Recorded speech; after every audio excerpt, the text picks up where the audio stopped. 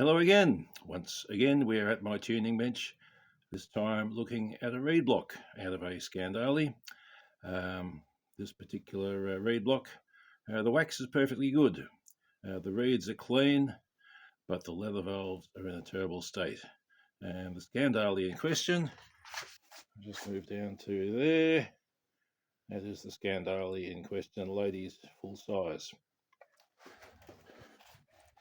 So this is a tutorial on straightening original leather valves. Now, there's a couple of ways we could approach this.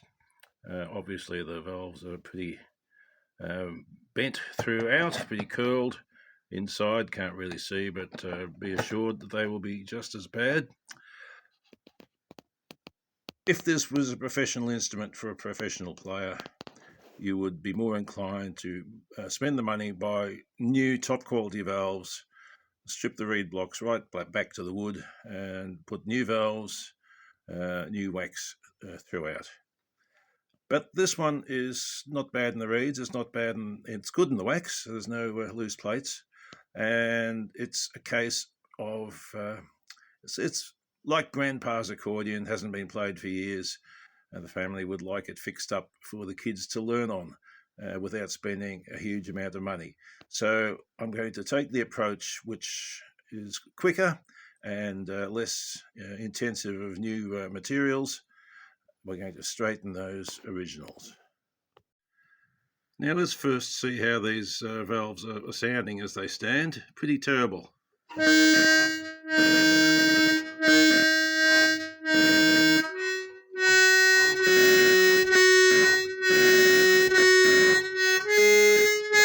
Not even going to get that one to close.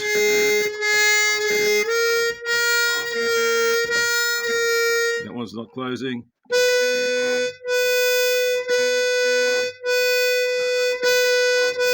Well, there's one that's sounding all right so far.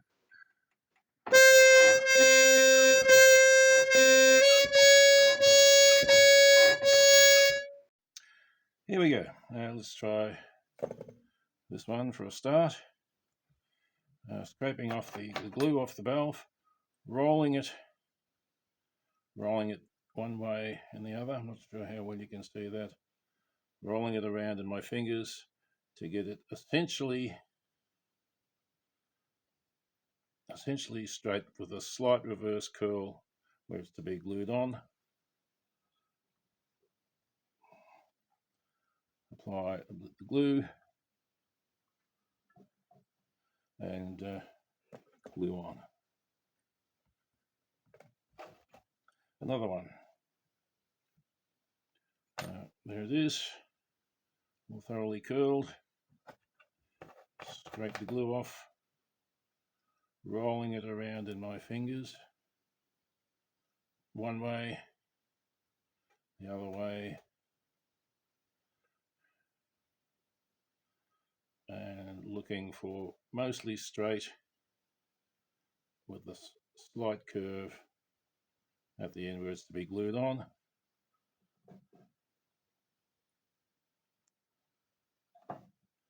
And glue it on.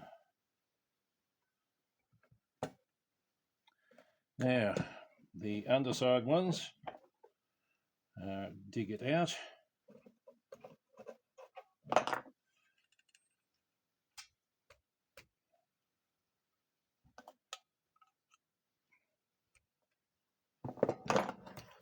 Same again, scrape off the glue,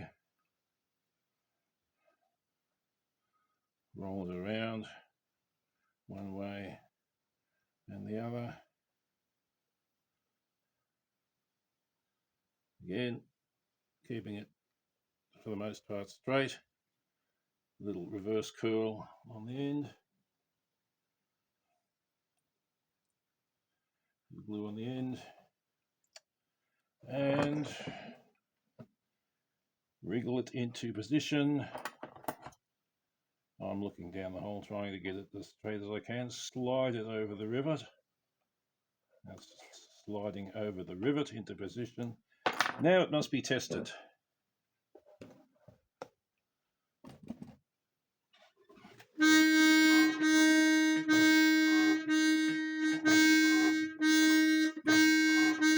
top one worked well.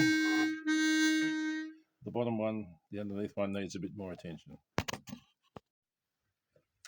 Okay, I just took a little break in the video to once again have a second go at that valve.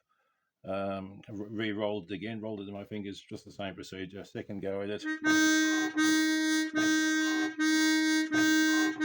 It's now okay. Now the underneath one here, top one I've done, and the underneath one is awful.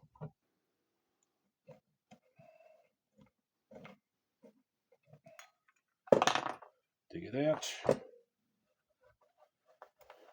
scrape the glue off, roll it around one way and the other, just in case the leather is stiff, just restoring a bit of suppleness. Once again, I've got the same thing, straight with a little curl on the gluing end.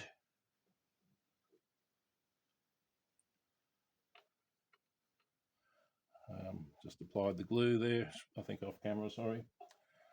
And we slip it into place.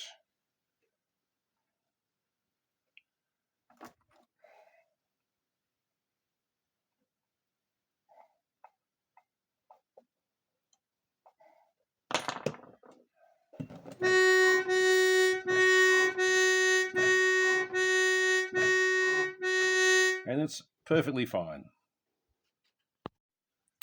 So in conclusion, this has to be done in conjunction with a tuning bench, because while the glue is still soft on the underside ones, you might have got it a bit skewed inside the chamber. It might be hitting the reed, it might be hitting the side of the chamber and getting stuck open. So you've got to be able to test it immediately while the glue is still soft, and you can then get in there and straighten it as needed. Another thing about this, it's no use trying this on really bad quality valves. Forget it. You're better off replacing them. Even on good quality valves like like on this Scandali, you don't get 100% success rate. Some of them just won't come good, and you have to replace them. Fortunately, I've got a whole big tin full of valves which I've kept from accordions, where I have replaced all the valves. And one final thing which can go wrong when you're doing this is that obviously you're putting a leather valve into position with glue on the end. You might get a little bit of glue strays onto the side of the reed, which you won't notice immediately.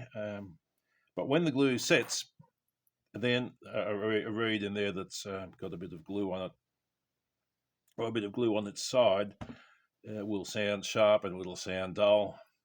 And in that event, you need to be getting something sharp and pointing down there alongside the reed where you've got a bit of glue on to just scrape away the glue so the reed can move freely again. So that's it.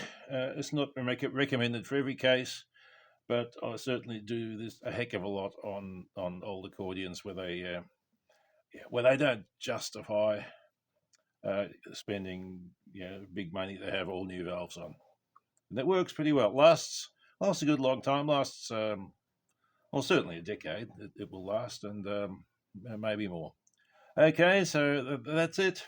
Happy squeezing. Now for one final word, which I almost forgot. You might be in the camp that says, no, you don't want to do this, you just want to put new ones on, and that's fine. However, learning how to work with valves is pretty necessary. So I think everyone should learn how to do this and learn to work with the old ones, because you're going to put a new one on now and then that is going to buzz and is going to need some degree of reshaping before it's right. So everyone should know how to do this, even if you're committed to using new valves all the time. Bye. So here's the finished result. Virtually every valve in the instrument had to be straightened. I didn't record a before video, unfortunately, but it sounded like all those bad valves, the whole instrument.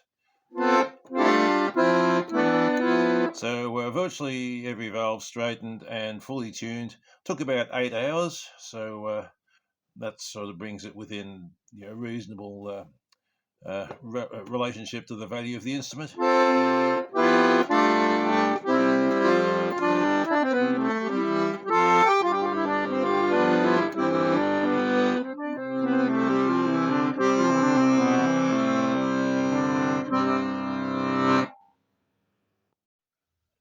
And as I noted, not every valve successfully straightens out. I had to replace about 8. Here it is now with in MM. It's an LMM instrument.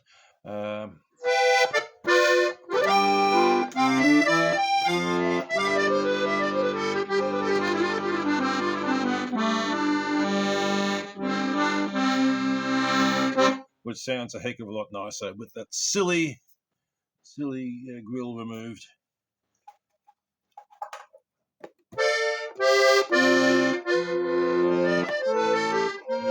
All that needs to happen now is that if it was a chromatic accordion, I'd be actually able to play it.